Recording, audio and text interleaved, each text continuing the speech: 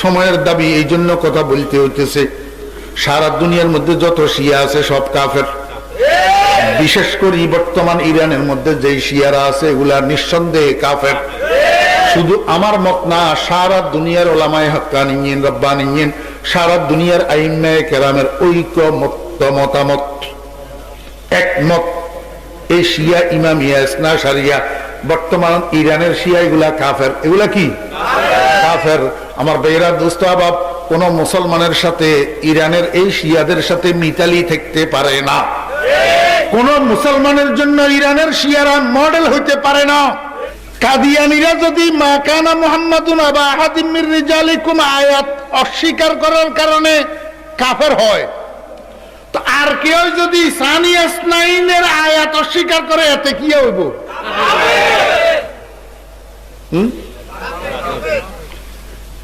বিশ্বের ভিতরে আবু বকর হুজুর পাক সাল্লাল্লাহু আলাইহি ওয়াসাল্লামের সাহাবী, এই কথারে অস্বীকার করেন না মানুষ আছে না নাই? তো যদি থাকে এগুন কোরআন শরীফের স্বীকার করেন না, স্বীকার করেন, এগুন কি ইমানদার নিনা কাফের? এমন মানুষ, এমন ব্যক্তি, এমন সম্প্রদায়, এমন কওম, এমন জাতি বিশ্বের মধ্যে আছে না নাই? এগুনের নাম কি আপনারা জানেননি? কিয়া জোরে কোন শিয়া আই কোন মানছে কইছে এগুনের নাম কিয়া শিয়া। এগুনে আবু বকর নবীর সাহাবী, এই কথা মানে না, মানে আমার বেরা দোস্ত আবাব, যদি কেউ রাসূল আকরাম সাল্লাল্লাহু আলাইহি ওয়াসাল্লামের খতমে নবুয়ত অস্বীকার করার কারণে কাফের হয়, আর যদি কেউ আবু বকরের সোহবত অস্বীকার করে, হেও কাফের। যদি কাদিয়ানি কাফের হয়, শিয়াও কাফের। শিয়াও কি? আচ্ছা, আপনারা আরেকখান জিনিস জানেননি? এই কাফের শিয়া গুণের বসবাস পৃথিবীর কোন রাষ্ট্রে? জোরে কয় না, আরো জোরে কন, আয় কোন মানছি কন্ডে যায়, এগুন কন্ডে যায়। শিয়ার মধ্যে 32টা উপদল আছে। কয়টা? 32টা। এই 32টা উপদলের মধ্যে সবচেয়ে নিকৃষ্ট, সবচেয়ে গান্দা, সবচেয়ে হসা, ফাইকানার ফোকার থেকেও আরো গান্দা, আরো নিকৃষ্ট, আরো খারাপ কাফের এই ইরানের বর্তমান শিয়া এগুন। শিয়া ইমামিয়া ইসনা শারিয়া, শিয়া ইমামিয়া ইসনা শারিয়া এগুনের লিডার হইল প্রয়াত আয়াতুল্লাহ রুহুল্লাহ খুমেনি। প্রয়াত আয়াতুল্লাহ রুহুল্লাহ এই এবারে হইল বেজাল। এবারে কত করে কব যে ইন্নালিল্লাহ হুজুরে খুমেনিরে কাফের কইয়া লেছে। এবারে মুশকিল, এবারে মানুষ কতগুলার মনে কষ্ট হয় যে কবি। কিন্তু আমার কত হইল, আমি কেন আপনারে বুঝাই দিই, হিয়ার পরে এবারে আপনি বুঝিয়েন শুনেন। শিয়ায় গুনে আবু বকরের শুধু নবীর সাহাবী হওয়ারে অস্বীকার করে যে তা নয়, আরো আছে। একখান একখান করি আমি গনি গনি কই। প্রথম নম্বরে এই আবু বকর, ওমর, ওসমান তিনগা মর্তব। তিনগা কি? খুমেনি তার বইয়ের মধ্যে লিখছে, রসুল খোদা দুনিয়া থেকে বিজয় হওয়ার পরে সব সাহাবিগুলা গুটি কয়েকজন ছাড়া মর্তদ হইয়া গেছে। তার মধ্যে নিকৃষ্ট মর্তদ হলে আবু বকর, ওমর, ওসমান। এবারে আমার কনসেন্ট, মর্তদ মানে বুঝেন তো আপনারা? মানে কাফের। মর্তদ মানে কি? কাফের সহজে বুঝাইয়ের। হ্যাঁ, তাহলে আবু বকরও কাফের, ওমরও। তো রাসূলুল্লাহ সাল্লাল্লাহু আলাইহি ওয়াসাল্লামের পরে ইসলামী স্টেট পরিচালনা করছে কোনে? কতদিন? 2 বছরের থেকে কয়েক মাস বেশি। এরপরে পরিচালনা করছে কোনে? ওমরে। কখনে কতদিন? 10 বছর কয়েক মাস। তাহলে মোট প্রায় 12.5 মাসের মতো ওনারা দুজনে কি করছে? 12.5 বছর প্রায় ইসলামী স্টেট পরিচালনা করছে। এখন আবু বকর আর ওমর দুনোগা যদি মুরতাদার কাফের হয়, তাহলে হেগুনে কুফরি মতবাদ অনুসারে নি শাসন চালায়। জি, কুফরি মতবাদ অনুসারে।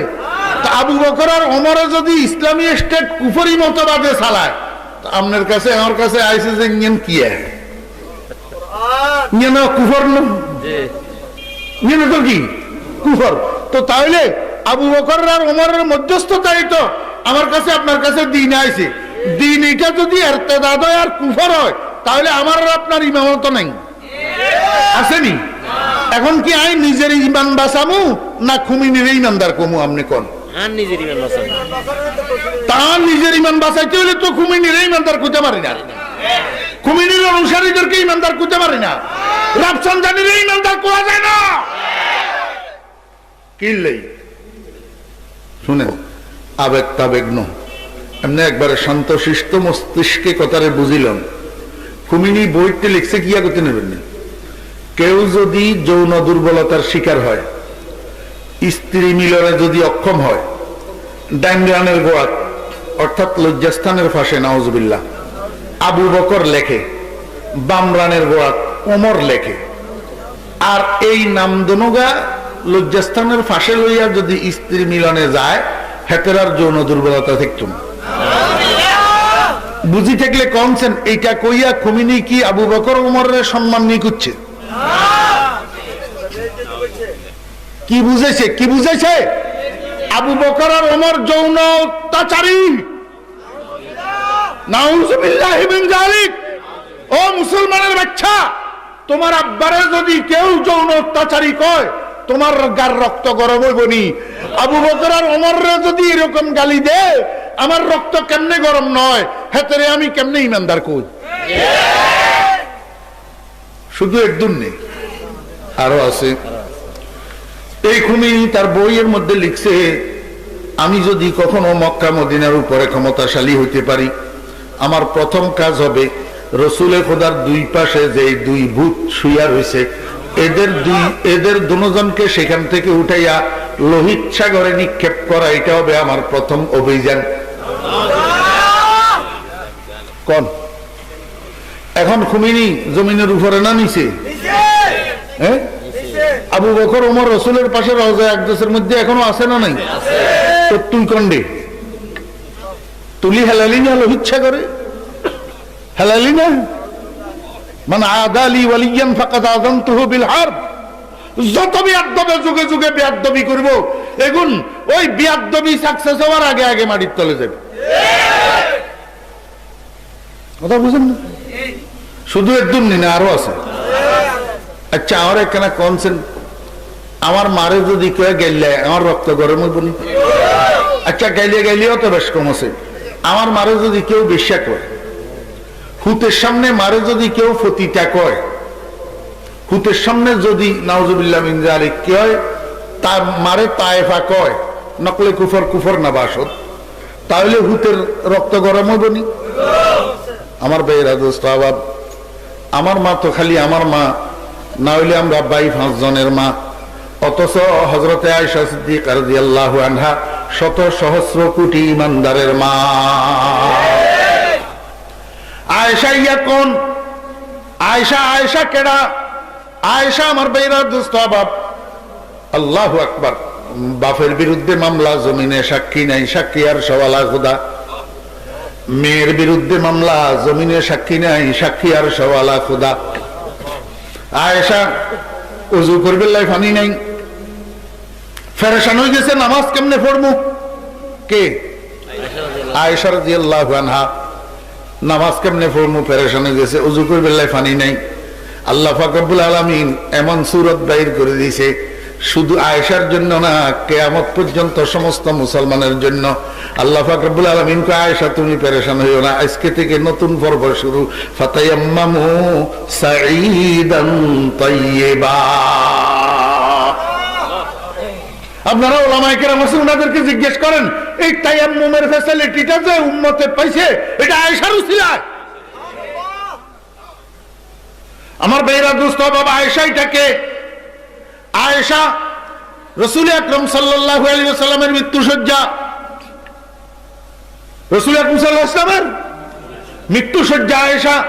আন আয়েশা রাদিয়াল্লাহু আনহা قالت তুফিয়ান নবী সাল্লাল্লাহু আলাইহি ওয়াসাল্লাম বাইনা সাদাকাতাইয়া, আল্লাহর হাবিব জনাব রাসূলুল্লাহ সাল্লাল্লাহু আলাইহি ওয়াসাল্লামের যখন রূহ যাইতেছে তখন হযরতে আয়েশা সিদ্দিকা রাদিয়াল্লাহু আনহার কোলের মধ্যে নবীজি হেলান দেওয়া ছিল, নবীজির মাথা মোবারক আয়েশার কাঁধের উপরে আছিল। আল্লাহ পাক রব্বুল আলামিন আল্লাহর বন্ধুরা দুনিয়া থেকে নেওয়ার জন্য স্থান নির্বাচন করলেন আয়েশার কামরা, আর বিছনা নির্বাচন করলেন আয়েশার কোল। হে আয়েশা, আর খুমিনি বইয়ের মধ্যে লিখে আমার মা আয়েশা বলে ফতিতা, আমার মা আয়েশা বলে বেশ্যা, বলে তায়েফা, নাউযুবিল্লাহ। আল্লাহ আল্লাহ তুই মাফ কর আল্লাহ, আপনারা কোন এতে মুসলমান নিনা কাফের? হ্যাঁ, খালি এদুর নিনা আরো আছে, আরো আছে। আপনার গো কলমাইতে কয় ফাট? লা ইলাহা ইল্লাল্লাহ মুহাম্মাদুর রাসূলুল্লাহ কয় ফাট? খুমিনির কলমাইতে, শিয়ার গো কলমাইতে 4 ফাট। কয় ফাট? লা ইলাহা ইল্লাল্লাহ মুহাম্মাদুর রাসূলুল্লাহ আলিয়ুন ওয়াসিয়ুল্লাহ খলিফাতুন বিলা ফসল। কয় ফাট? 4 ফাট। 4 ফাট যে হিয়ান বড় কথা ন, কিন্তু ফাট এগুন বাড়লো কিনলে আমি আপনার ঘরে বুঝাই দিই। লা ইলাহা ইল্লাল্লাহ, আল্লাহ ছাড়া কোনো মাবুদ নাই। মুহাম্মাদুর রাসূলুল্লাহ, মুহাম্মদ সাল্লাল্লাহু আলাইহি ওয়াসাল্লাম আল্লাহর রাসূল।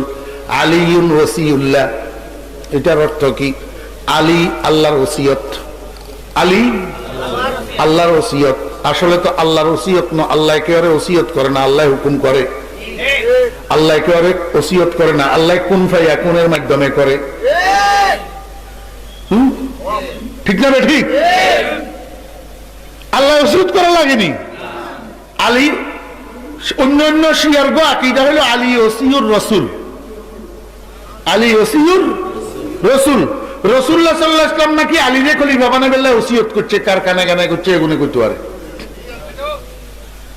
আলীরে খলিফা বানাবেলা কি করছে? ওসিয়ত করছে, কারখানা গানা করছে, আল্লাহ করতে পারে। এই তারিখুল খুলাফার মধ্যে হযরত মাওলানা আশিক আলাইহি রাহমাতুল্লাহ আলাইহি একটা হাদিস নকল করছেন। জনৈকা মহিলা একদিন এক প্রয়োজনে একটা মাসালা জিজ্ঞেস করার জন্য রাসূল আকরাম সাল্লাল্লাহু আলাইহি ওয়াসাল্লামের কাছে আসতেন। রাসূল আকরাম সাল্লাল্লাহু আলাইহি ওয়াসাল্লাম অসুস্থ, তখন কি অসুস্থ। হুজুরে পাক সাল্লাল্লাহু আলাইহি ওয়াসাল্লাম মহিলা এটারে কয়, ইতি বিআবি বকরিন ফাইন্নাহুল খলিফাতু বাদি। সহিহ হাদিস।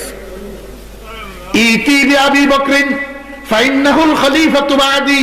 ও মহিলা, তুমি এই মাসালা জিজ্ঞেস করার জন্য আবু বকরের কাছে যাও, আমি অসুস্থতার জন্য এখন উত্তর দিতে পারতেছি না।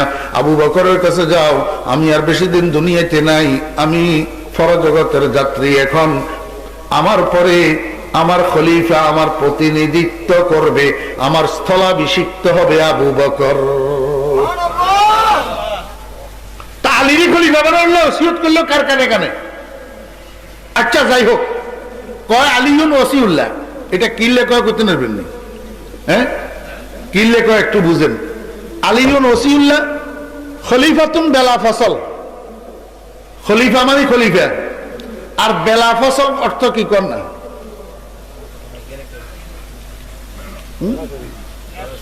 ইনডাইরেক্ট না ডাইরেক্ট? বিলওয়াসতা, বেলাওয়াসতা, পরোক্ষ, প্রত্যক্ষ, মাধ্যম ছাড়া। মনোযোগ আছে নি? আলিউন ওসিউল্লাহ, আলী আল্লাহর ওসি। খলিফাতুন বেলা ফসল, ডাইরেক্ট খলিফা, মাঝখানে আর কেউ থাকতো একটু। এই কথা বুঝাই খুমিনি এবং শিয়ারা দুনিয়ার মুসলমানদেরকে টাক্কা লাগার। তোরা যে আবু বকরের খলিফা মানুষ নবীর পরে, এটা ঠিক ন। ওমরের খলিফা মানুষ, এটা ঠিক ন। ওসমানের খলিফা মানুষ, এটা ঠিক ন। তোরা তো খলিফা বানাইলি আলীর 4 নম্বরে। আসলে আলী ডাইরেক্ট খলিফা হওয়ার কথা ছিল। ডাইরেক্ট খলিফা ওই বেলায় রসুলে ওসিয়ত করে গেছে, এই আবু বকর, ওমর, ওসমান এগুনে জবরদস্তি করি, জুলুম করি আলীরে খলিফা হইতে দেয় না। এগুন তিনগা জালেম। ফেস বুঝছেন? লা ইলাহা ইল্লাল্লাহু মুহাম্মাদুর রাসূলুল্লাহ আলিয়ুন ওয়াসিউল্লাহ খলিফাতুন বেলা ফসল, মানে এই দুইটা পাহাড়ের বাড়াই আমাদের কলমা জিয়া হিয়ারে 20টা মারি দিল। কথা বুঝছেন না বুঝেন না? আমার ভাইয়েরা দোস্ত আবাব, হেগুনের কলমা আর আমাদের কলমায় কি নাই? মিল নাই। এই আজানে মিল নাই। আমরা আজান দিই যে আশহাদু আন্না মুহাম্মাদুর রাসূলুল্লাহ, এর পরে কি কই? কয় না হাইয়া আলাস সালাহ।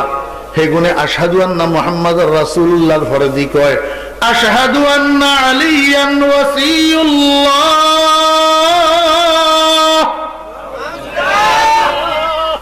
অনগা এই যুগে সাক্ষী প্রমাণ লাগবে নি? লাগবে না। কেয়া ইউটিউব হইলে বড় সাক্ষী।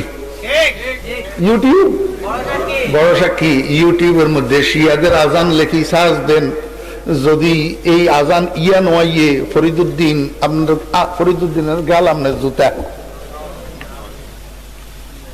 যদি প্রমাণ নয়।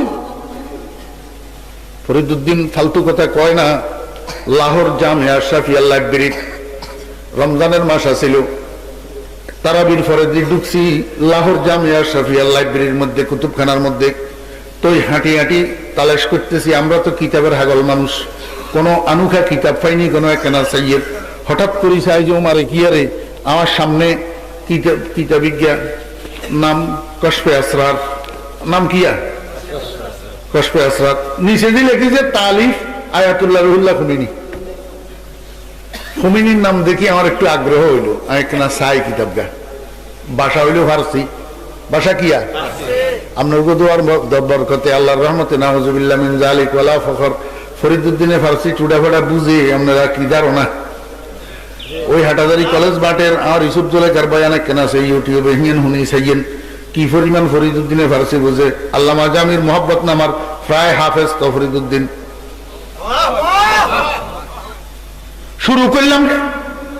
শুরু করলাম স্টাডি করা। এই কশফে আসরারের শুরু থেকে পড়তে 52 পৃষ্ঠা পর্যন্ত পড়ছি। এই 52 পৃষ্ঠা পর্যন্ত পড়তে কয়েক হাজার বার খালি আস্তাগফিরুল্লাহ পড়ছি। আমি কয়েক হাজার বার খালি আস্তাগফিরুল্লাহ পড়ছি, নাউযুবিল্লাহি মিন যালিক। এমন কথাবার্তা সাহাবায়ে কেরাম সম্পর্কে, উম্মাহাতুল মুমিনিন সম্পর্কে এমন কথাবার্তা এতে লিখছে, আল্লাহু আকবার, কোন ঈমানদার বরদাস্ত করতে পারবে না। কোন ঈমানদার বরদাস্ত করতে পারবে না। শিয়াদের আজান আর আমাদের আজানের মধ্যে বেশ। আচ্ছা, একের ভাগে বাদ দিলাম, শেষ সর্বশেষ কোরআন শরীফ। আমাদের কোরআন শরীফ হযরত ওসমান রাদিয়াল্লাহু আনহু এটারে সংকলন করছে। রাসূল আকরাম সাল্লাল্লাহু আলাইহি ওয়াসাল্লামের উপরে যে কোরআন নাযিল হইছে, এই কোরআনের হযরত আবু বকর সিদ্দিক রাদিয়াল্লাহু আনহুর পরে ওমর রাদিয়াল্লাহু আনহু, ওমর রাদিয়াল্লাহু আনহু পরে ওসমান রাদিয়াল্লাহু আনহু। এই ওসমান রাদিয়াল্লাহু আনহু কোরআন শরীফ এটারে সংকলন করে তরতিব দিয়ে আমাদের সামনে রাখি গেছে 114টা সূরা। আপনারা জানেন এই 114টা সূরার মধ্যে সূরাতুল বেলায়েত নামে কোন সূরা আসেনি? নাই। শিয়াদের কোরআন শরীফের মধ্যে সূরাতুল বেলায়েত নামে সূরা একটা আছে। এই জন্য মুসলমানের কোরআন শরীফের মধ্যে 114 সূরা, শিয়ার কোরআন শরীফের মধ্যে 115 সূরা। 115 সূরা। আমার বেরা দোস্ত আবাব, আমার প্রশ্ন হইল কিরে, রাসূল আকরাম সাল্লাল্লাহু আলাইহি ওয়াসাল্লামের উপরে সূরা যেগুন নাযিল হইছে এগুন বেগুনের সংকলন করি হযরত ওসমান রাদিয়াল্লাহু আনহু গাতি থুই গেছে। এখন সূরাতুল বেলায়েত নামে সূরা ইয়া হযরত ওসমান রাদিয়াল্লাহু আনহু তো পাইলো না। বুঝা যায় রাসূল আকরাম সাল্লাল্লাহু আলাইহি ওয়াসাল্লামের উপরে নাযিল হয় না। তো তুই সূরাতুল বেলায়েত নামে সূরা এটা কোথায় পাইলি? মনে হয় তোর রূপে নাযিল হইছে। হেতে রূপে নাযিল হইছে, হেতে এই কথার দাবি করে, তাহলে পক্ষান্তরে তুইও তো নবীর দাবি কর রে। তাহলে সূরাতুল বেলায়েত খালি কই? হ্যাঁ আমার ভাইরা দোস্ত আবাব, আজকে সময়ের দাবি শুনেন, মনোযোগ আছেন? আজকে সময়ের দাবি এই জন্য কথা বলতে হইতেছে, সারা দুনিয়ার মধ্যে যত শিয়া আছে সব কাফের। বিশেষ করে বর্তমান ইরানের মধ্যে যে শিয়ারা আছে এগুলা নিঃসন্দেহে কাফের। শুধু আমার মত না, সারা দুনিয়ার ওলামায়ে হাক্কানিয়িন রব্বানিয়িন, সারা দুনিয়ার আইম্মায়ে কেরামের মতামত একমত, এই শিয়া ইমামিয়া ইসনা শারিয়া বর্তমান ইরানের শিয়া এগুলা কাফের। এগুলা কি কাফের? আমার বেরা দোস্ত আবাব, কোন মুসলমানের সাথে ইরানের এই শিয়াদের সাথে মিতালি থাকতে পারে না। কোন মুসলমানের জন্য ইরানের শিয়ারা মডেল হইতে পারে না। আমার ভাইরা দোস্ত বাব,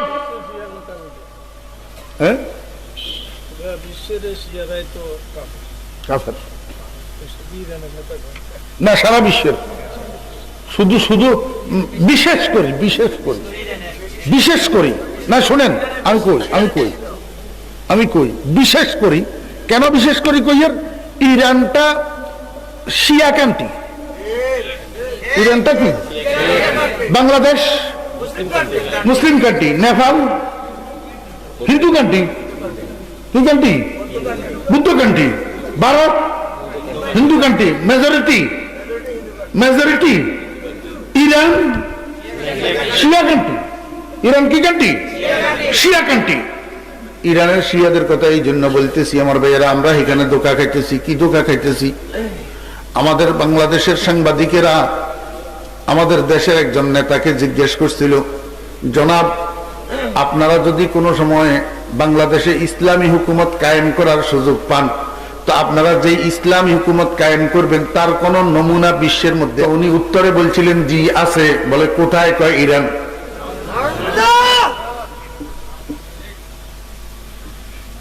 এবার বুঝি থাকলে আমার বলেন না, ইরান আমাদের জন্য মডেল হইতে পারে কিনা? ইরান যদি আমাদের জন্য মডেল হয়, তাহলে আমাদের মডেল কি কাফের হবে? কখনো হবে না। আজকে এই কথা বলতে বাধ্য হইতেছি কেন আপনারা জানেন না? গোটা পৃথিবীতে ইসলামের বিরুদ্ধে এই ফিতনাবাজরা যত ফিতনা করতেছে, সমস্ত ফিতনার গোড়ার কারিগর হলো শিয়া। সমস্ত ফিতনার গোড়ার কারিগর শিয়া। আমার বেরা দোস্ত বাবা, এই ফিতনাবাজদের কাজে কর্মে উঠকে বৈঠকে কৃষ্টি কালচারে শিয়াদের সাথে মিল। শিয়াদের সাথে কি মিল? এই জন্য আজকে জাতিকে সতর্ক করার সময় এসছে। খবরদার, আমি আপনাদের সামনে একটা ওলামায়ে কেরামের পক্ষ থেকে একটা কোষ্টি পাথর দিলাম, একটা কোষ্টি পাথর। যেই কোনো ব্যক্তি বা দল আপনার সামনে ইসলাম নিয়ে আসবে, ইসলামের কথা বলবে, আপনি কোষ্টি পাথরে একটু ঘষি দেখবেন শিয়াদের সাথে উনার কি রকম সম্পর্ক। বুকে বুকে না ফিরে ফিরে। যদি দেখেন যে বুকে বুকে সম্পর্ক, তখন সেটারে পরিহার করবেন, পরিত্যাগ করবেন। তাদেরকে ইসলামের মডেল মনে করতে পারবেন না। কথা বুঝছেন না? বুঝেন না কেন?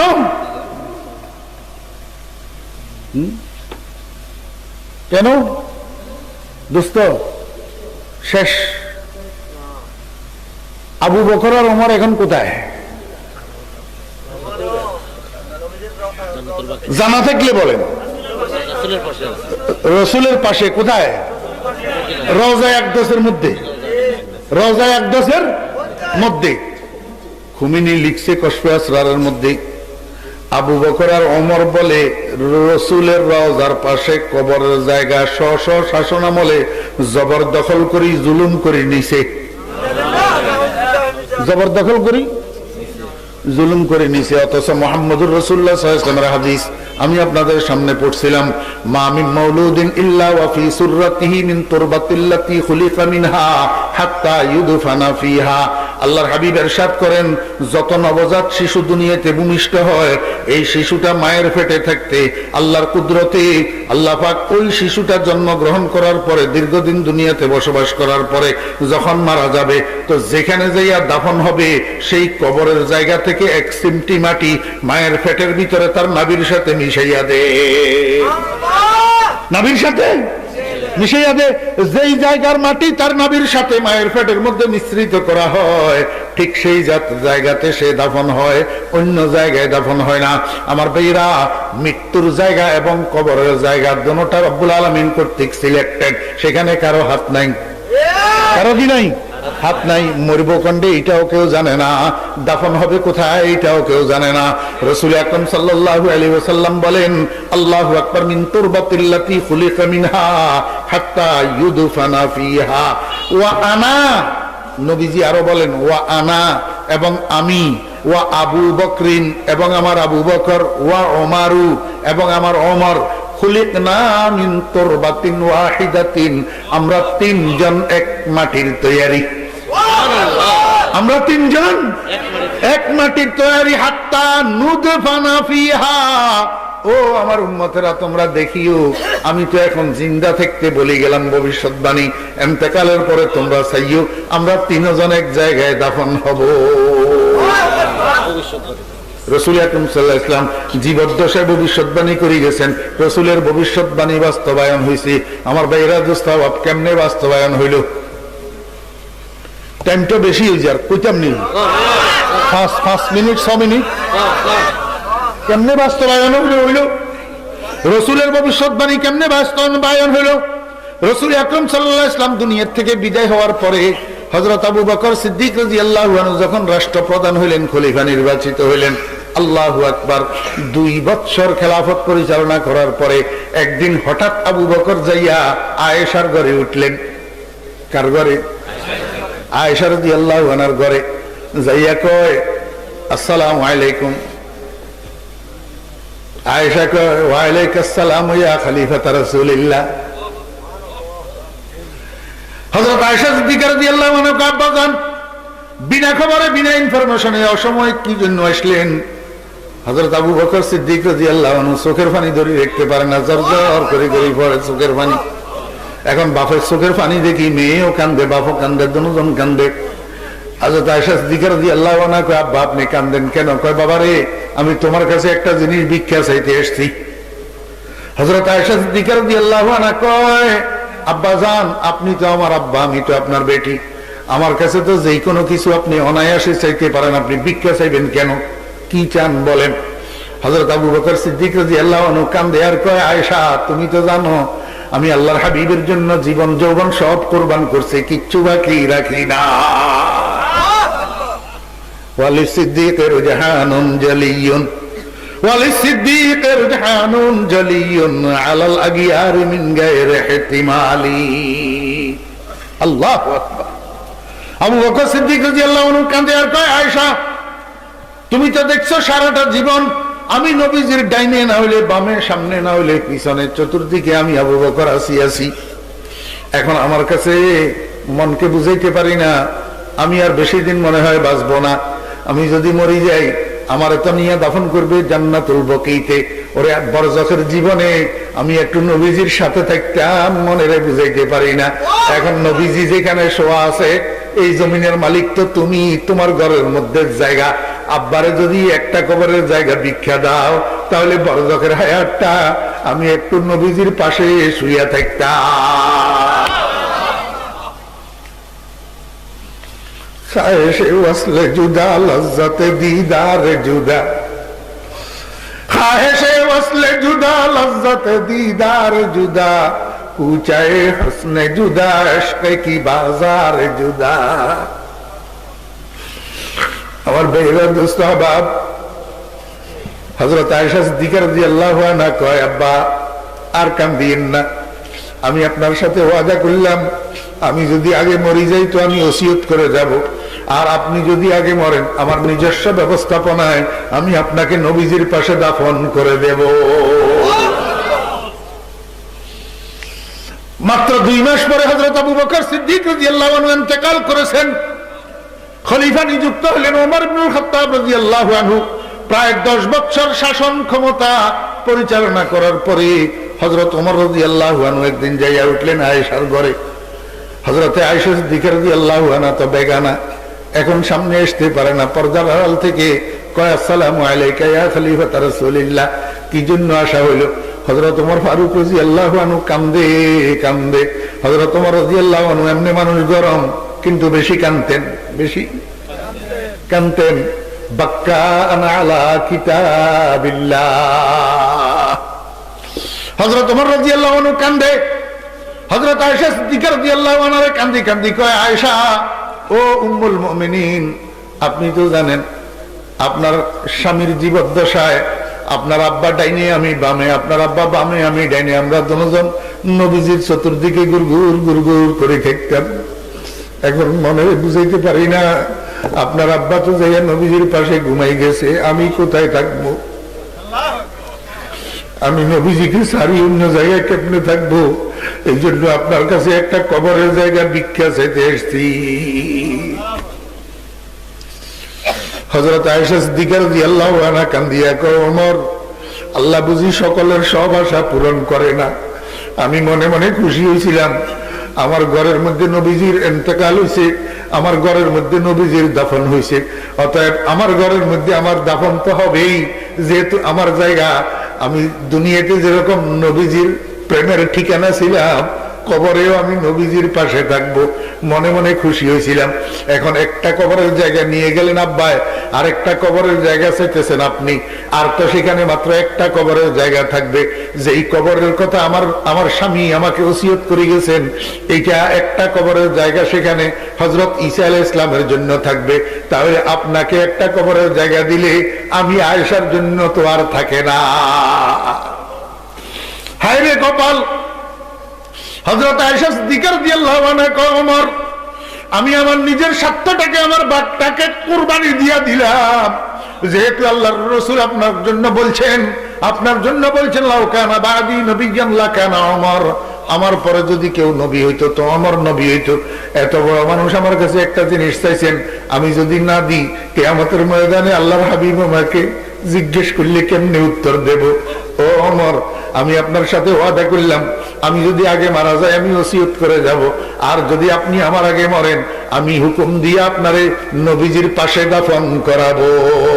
ঠিক 2 মাস পরে হযরত ওমর রাদিয়াল্লাহু আনহু ইন্তেকাল হয়ে গেছেন, আর আম্মা জান আয়েশা সিদ্দিকা রাদিয়াল্লাহু আনহা হুকুম দিয়া হযরত ওমর ফারুক রাদিয়াল্লাহু আনহুকে নবীজির পাশে দাফন করাইছেন।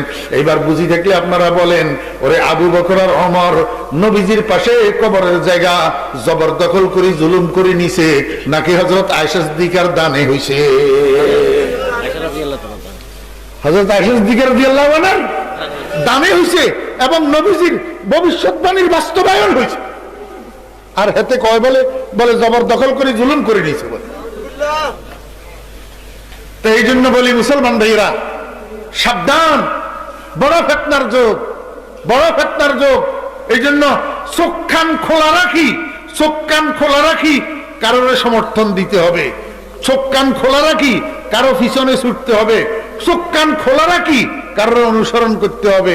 আল্লাহ পাক রব্বুল আলামিন এই ফিতনার যুগে, ফাসাদের যুগে আমাদের সকলের ঈমানকে হেফাজত করেন। আল্লাহ পাক দুনিয়ার থেকে আমাদেরকে বেঈমান করে যেন না নেন, ঈমানের সাথে আমাদের যেন খাতেমা বিল খায়র করেন। আমিন। ওয়া আখিরু দাওয়ানা